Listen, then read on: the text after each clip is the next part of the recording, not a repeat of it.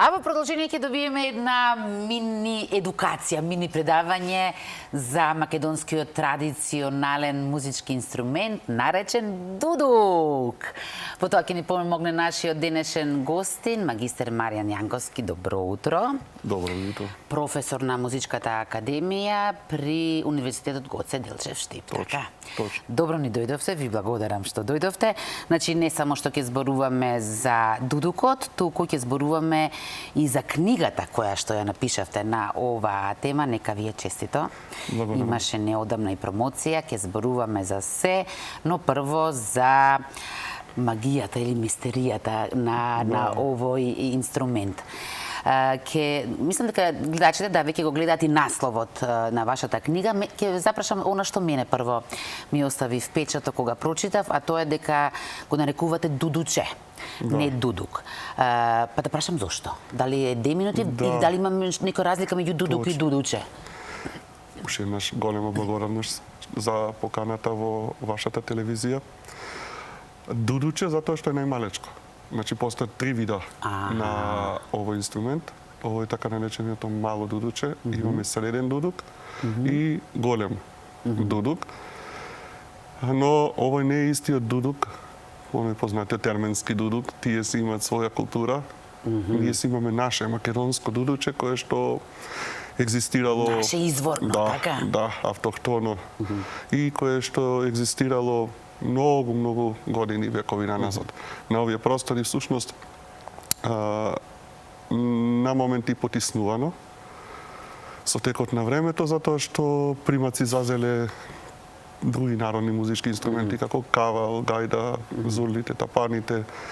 Сето тоа низ историјата нели си имало и поделба на старежот, богати, сиромашни луѓе, едните свиреле едни инструменти, другите свиреле други инструменти, едните сакале да прават свадби со еден тип на народни инструменти, други сакале, можеле само да си дозволат со гајда и така натаму. Но овој инструмент едно време беше потиснат и остана само да го гледаме по пазарите. И евентуално некои чичковци, дедовци кои што останале да го свират, дали кога паселе говеда или кога оделе по планините. И всушност, кога ние за првпат го појавивме овој инструмент, на детската популација се случи магија. Се залюби од прв поглед. Да ве прашам со оглед на тоа што вие сте и професор и предавате за повеќе народни инструменти, воедно сте и изведувач исто така на повеќе народни инструменти. Зошто се одлучивте токму за дудучето? Да.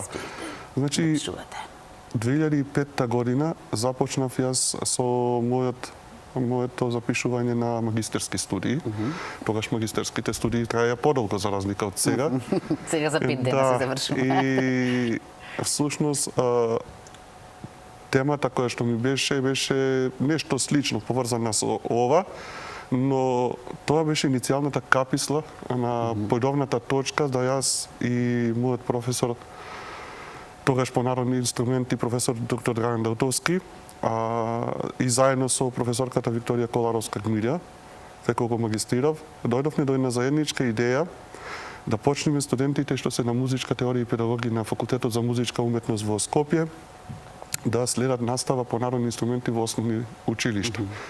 Јас тогаш се вработив како демонстратор на Факултетот за музичка уметност во момент кога професорот Драган Далтовски и професорката Бајса Рифовска беа на студиски престој, односно наплатено ова отсуство во Холандија.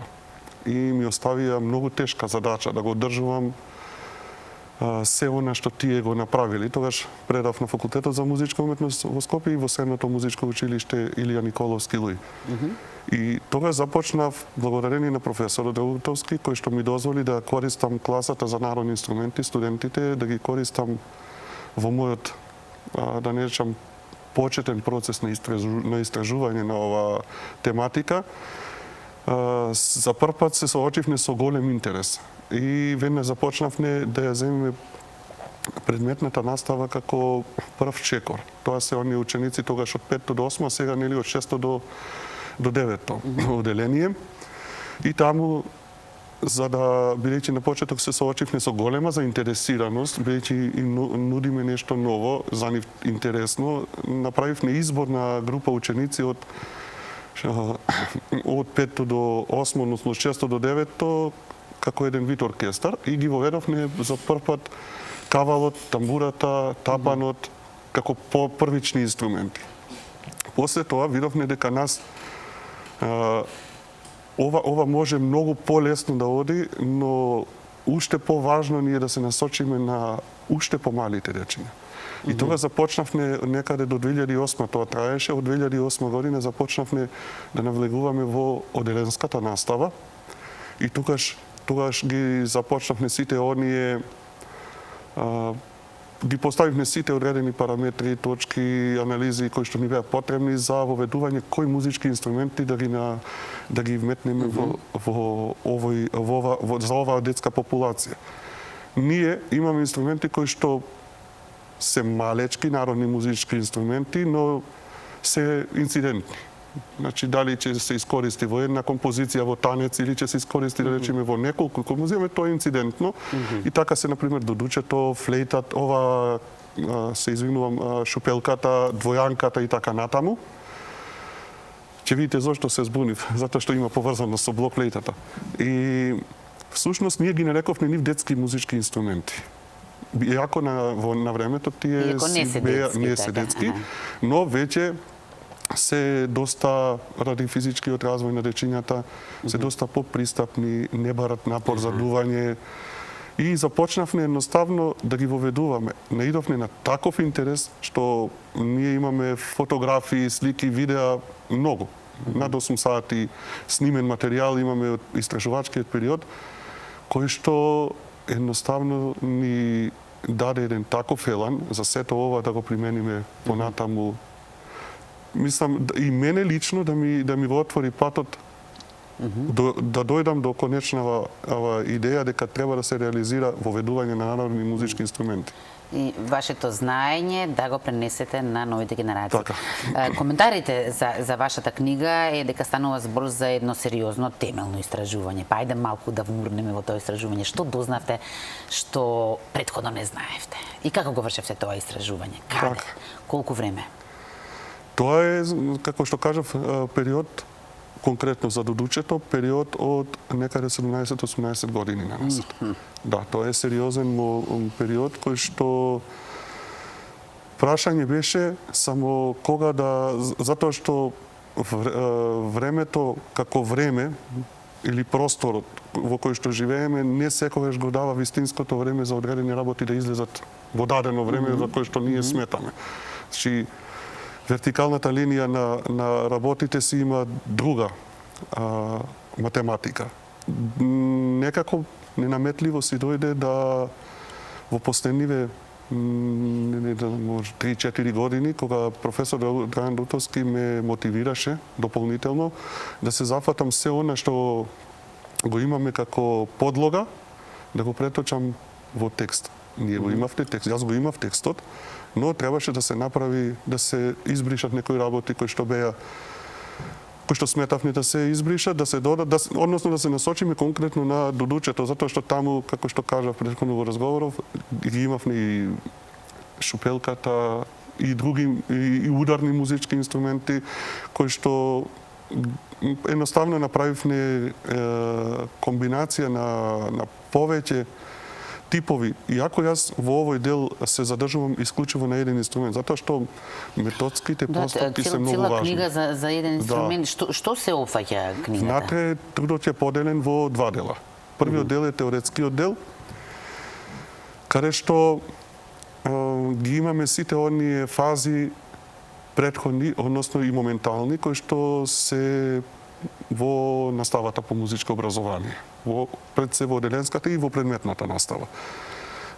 Имаме споредба со на него сличниот инструмент, а тоа е досега користениот инструмент блокфлейта, кој што кога беше времето на социјализмот, оние школи, кога се прави оркестри по музичка во школите, кога се нарачува нели мандолини, дудучиња повеќе, кога имаше простор за сето тоа. Денес ние се соочуваме со тој пластифициран инструмент кој што се помалку штима, се помалку, мислам, и се користи во наставата, повеќе се користат одредени други инструменти и на тој начин ја правам паралелата меѓу овој наш народен инструмент и блокфлейтата за полека да фактите ги кажуваме зошто треба тој инструмент полека да се трне од наставната програма по музичко образование. И всушност тука голем дел од коментарите што доаѓаат ме радува што ги прифаќаат како оправдливи и реални, затоа што нас тоа ни треба, бидејќи ова е наш инструмент. Големите земји во светот, како Јапонија, Кина, Индонезија, например, не се големи по тоа што се големи територијално, по својата традиција. По својата традиција и по почитувањето и по негувањето. Значи народните музички инструменти кај ни во наставата одамна се учат. Да речам и во Русија и така натаму. Тоа беше и појдовната точка зашто ние да не навлеземе подлабоко во образовниот систем и зашто да не дадеме еден наш печат како македонци, затоа што децата треба уште од мали нозе да се учат, да се го почитуваат својот фолклор, традиција и така натаму, се што спаѓа во она што се нарекува минато. И да одиме напред. Вториот дел на книгата е всушност тој практичен дел, каде што јас се насочувам на она како да се научи да се свири, односно како наставникот да го научи детето да свири. И тука давам започнувам од нула. Практичен дел. Да, од нула. Да нема стега кај наставниците. Јас не знам да свирам, како ќе го научам. Значи, буквално од нула започнува, затоа што самиот инструмент како инструмент е исто како со дишењето. Не бара напор, не бара некои посебни, не знам, дишења и така натаму. Буквално се залепува за телото. Да посвирниме? Да. Може. Вие да посвирните, ние да слушнеме.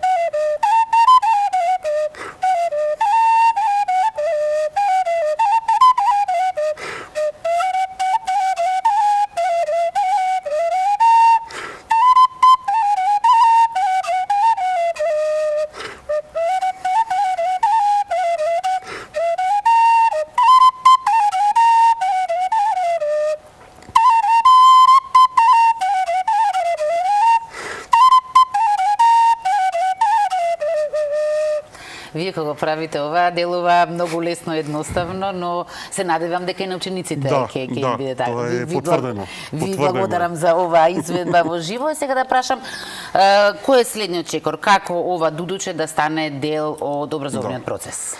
Значи, голема благодарност за сите кои што застанаа позади овој учебник. Ете, веќе и така и го нарекуваме книга учебник. Пред се почнувајќи од професор Драјан Даутовски, од рецензентот на книгата, кој што е на наше огромно задоволство. Тоа е професорот доктор Велика Стојкова Серафимовска, експерт за нематеријално културно наследство. Знаеме трудот нејзин колку е голем во последниот период за внесување на копачката во УНЕСКО, за внесување на гајдата минатата година исто во УНЕСКО. Така што нејзината идеја и нашата идеја е ова веднаш да стигне до рацете на надлежните во Министерството за образование пред се, во Бирото за развој и образование, да се разгледа, затоа што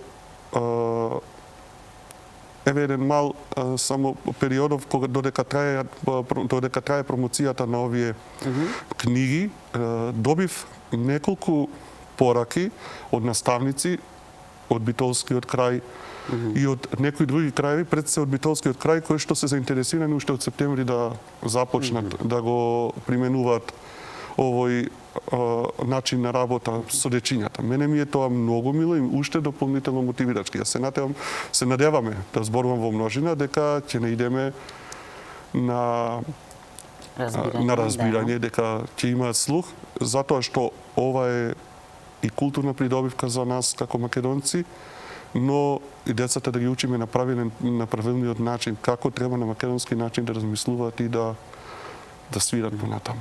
Лично вам што ви значи оваа книга? Мене ова ми значи веќе еден печат кој што останува позади мене и во моментов, можам само да речам слава му на Бога што сето ова излезе и што се развива. Може би не сум свесен се уште како оди интересот, но за сега она што го добивам како информација и како поддршка мене лично многу ми значи. Ја споменавте промоцијата, исто така видовме и фотографии во позадина како протече самата промоција, чинам на 21 мај. Беше така во Diamond Mall? Да, во Diamond Mall, во еден преубав објект, тама промотивен дел во книжаницата.